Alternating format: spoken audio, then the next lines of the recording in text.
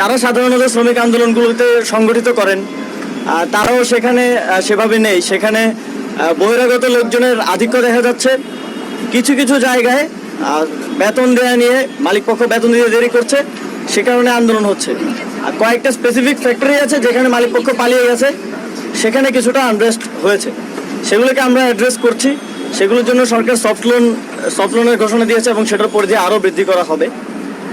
তবে এই ছোট ছোট স্পেসিফিক কয়েকটা জায়গায় আনরেস্টকে কেন্দ্র করে যেই জায়গাগুলোতে ফ্যাক্টরি ক্লাস্টারগুলো আছে সেখানে দেখা গেছে যে বহিরাগতরা এসে এবং বেকার যুব সংঘ নামে কয়েকটা, যারা কখনোই আগে আসলে শ্রম এরিয়ার মধ্যে কোনো আন্দোলন করেনি, এসে গাড়ি ভাঙচুরের মতো ঘটনা ঘটাচ্ছে।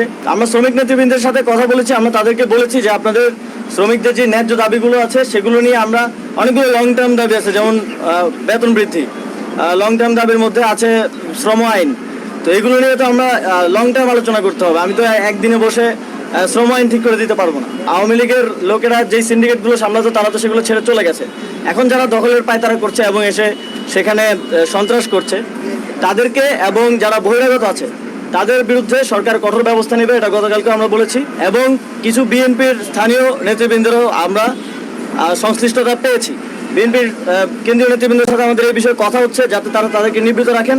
এবং স্থানীয়ভাবে আওয়ামী লীগের অনেকে থাকে না যে স্থানীয় প্রভাবশালী হিসেবে জুট ব্যবসার সাথে জড়িত, এখনও রয়ে গেছে, তাদের বিরুদ্ধে আমরা কঠোর অবস্থানে যাব। এবং অলরেডি আমাদের কাছে যে ইনফরমেশন আছে স্বরাষ্ট্র মন্ত্রণালয়ের কাছে, সেই ইনফরমেশনের ভিত্তিতে তাদেরকে অ্যারেস্ট